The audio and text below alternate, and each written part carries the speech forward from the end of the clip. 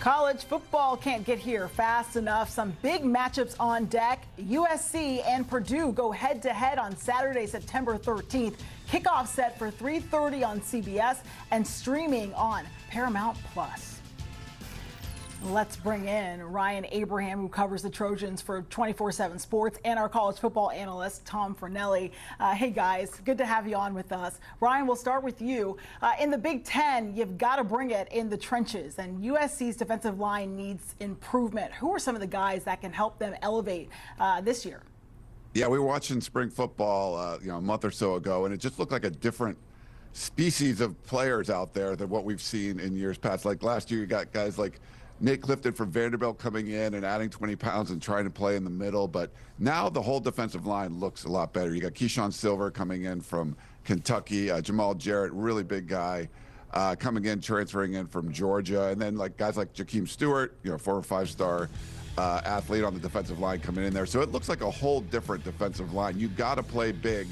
Now playing in the Big Ten, you're going to be able to stop the run. I thought they were fundamentally sound on defense last year, but they weren't good at getting those tackles for loss. So I think you need some of those big guys up front to be able to make some plays in the backfield. So I think the USC defensive line is going to be a lot better in 2025 than what we saw last year.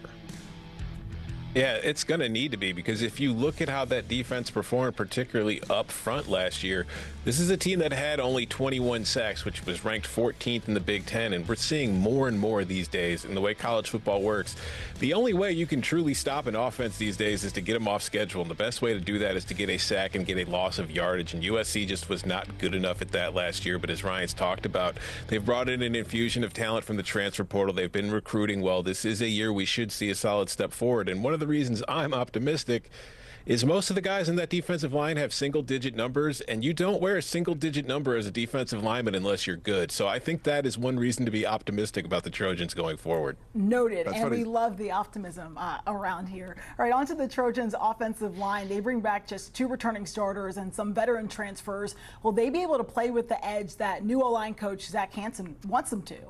Yeah, I think with Zach Hanson coming in, there's been a little bit of infusion of optimism around that. And I think from year one, USC was trying to address a lot of their depth issues that kind of was left over from the Clay Helton era with the transfer portal. I think it worked well in year one when Caleb Williams won the Heisman, and the last couple of years, not as much. But I think they've recruited that position a lot better. You're probably going to see 3 sort of homegrown starters on that offensive line, and then a couple of transfers. And they really like Jean-Ray Reed from coming in from Syracuse to kind of lead the middle of that group at the center spot. But they need to be better. I think they run blocked pretty well last year. They just didn't run the ball all that much. And you got a younger guy in Jade Mayava trying to figure out that position too. So I think the offensive line is going to have to play much better. But I like the mix they have this year with some homegrown players and guys from the portal.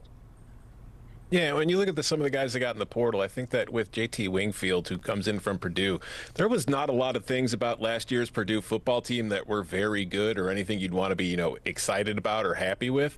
He was one of the few bright spots on that offense and on that offensive line in particular. So I think he's a good addition to the unit. And I think just on the whole, getting both their tackles back from last season, getting that experience is big. And I think that if you watched USC last year, the offensive line I would not say was elite or really good, but I didn't think it was a true problem for them, and I thought it improved as the year went on. So if they could kind of bring that improvement that they had late last season and bring it into this year and get off to a better start, I think it's good for Jaden Mayava. I think it's good for the run game. I just think it's good for USC's offense in general. And the way things go, we know Lincoln Riley. Like, if you look at when he's had success, it's when he's had good offensive lines and good offenses putting points on the board. So that's one thing I think is going to be key for this team this year. If that offensive line performs up to its capability, this is a Trojans team that could take a step forward in 2025. Yeah, certainly good to have them and giving them some time to find, 2 of their top receivers. Because Lincoln Riley didn't mince words when he said that they returned 2 of their best guys in Mekhi Lemon and Jacoby Lane. So can they really set the tone in that receiver room?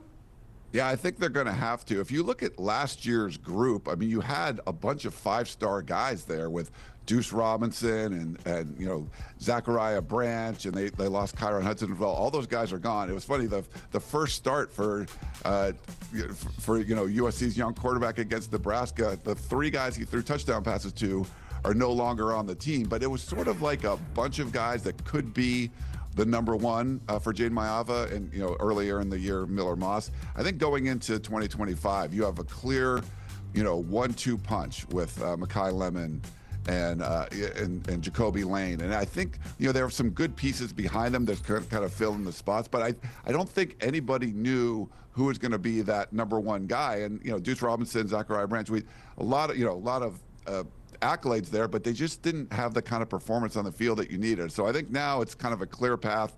This is where the offense is going to go through those two guys, and then hopefully you have some guys filling in and helping out behind them. But I think they've been really good leaders off the field from since all those guys transferred out, and we've seen them perform really well. So I think the offense is going to rely on both Lane and Lemon. They're going to have some really big years in 2025.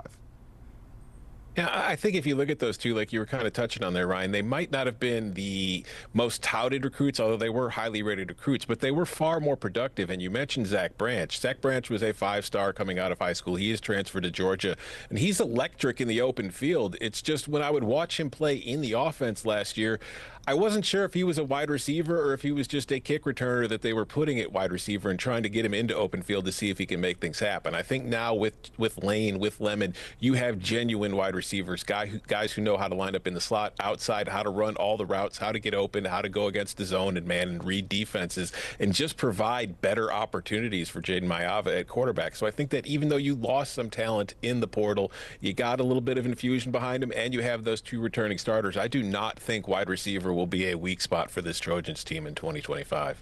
Yeah, Lincoln Riley is going to need for that not to be a weak spot. Tom, it's just June, and in my opinion, we should not be able to use the term hot seat now or really ever. But how much pressure is there on Lincoln Riley to win now as he goes into his 4th year? I think anytime you're the head coach at USC, there's going to be pressure on you. And I think if you look at the way things have gone for Lincoln Riley, in that first year, they had an outstanding season. And who knows what happens if Caleb Williams' hamstring doesn't go during the Pac-12 championship. They might have won the game. They might have ended up in the college football playoff. And we're looking at Riley's tenure at USC very differently than how we're looking at it. But the fact is that did happen. And in the last few years, we have seen regression. But what we also have seen is Lincoln Riley kind of acknowledging the mistakes or acknowledging things that needed to change with some of the stuff he's been doing off the field, whether it's with the coaching staff or with the recruiting staff, and taking a different approach. Will we see the payoff on that immediately in 2025? I don't know, but I don't think, unless this season goes completely off the rails and USC misses a bowl game, and I don't see that happening, I think Lincoln Riley's back in 2026. I think that everybody in that program is invested in him being there, and they want him to succeed, and he's going to get another year to do so. Yeah, I agree, Tom. I mean, he has a really big contract. Obviously, that's kind of an issue. You don't want to be paying out Jimbo Fisher kind of buyout money. But, being 13-11 over the last 2 years isn't going to cut it. And if you've watched what the athletic department, Jenko and the AD, everyone around, they've improved so much around the program, getting the defensive upgrades, not just players, but also on the coaching staff. A guy like Danton Lynn, who Penn State wanted to get, and they ended up getting Ohio State's defensive coordinator. They've fixed a lot, the personnel department, and they're recruiting at a really high level. So I think everything around Lincoln Riley has been improved, and it's going to come down to, all right, everything is built to make this program successful. You can't go out and lose games like Maryland and Minnesota anymore. So I think there is pressure, but I'd be very doubtful that something would happen this year unless it's completely, like Tom said, going off the rails. But they've made everything better around him, and I think it's just setting up for some success and taking that next step, trying to get closer to making a college football playoff and obviously like a Big Ten type of championship. They'd love to have a season like that. Things are looking up, or are they, Tom? Let's get to your prediction for the Trojans. You had them going 8-4 and looking on the outside in at the end of the season. Why?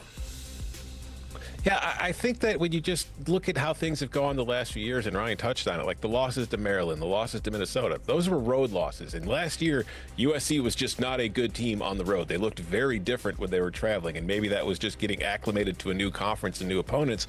But breaking down their road schedule, there's a lot of tough games, and I'm not going to sit here and think they're going to lose to Purdue, who was awful last year, but there are other road spots, Illinois, Notre Dame, Nebraska, and Oregon. They're going to have to prove to me they can win those games before I'm going to pick them to win those games. But I am thinking that they're going to beat Michigan at home. They'll get the win over Iowa. I think it's going to be a solid 8-4 season, but that's not going to be enough in the Big Ten to get you to Indianapolis for the Big Ten championship, and it's not going to be enough to get you to the college football playoff. But I do think, all in all, it's still a step forward for where they want to get to. Yeah, certainly a big step forward from where they were last season. Tom and Ryan, thank you guys for the great insight. Be sure to check out Tom and the team on the Cover 3 podcast. In their latest episode, they dive into the delayed House vs. NCAA case, exclusive insights on the College Football 26 video game, and so much more. Make sure you download and follow today.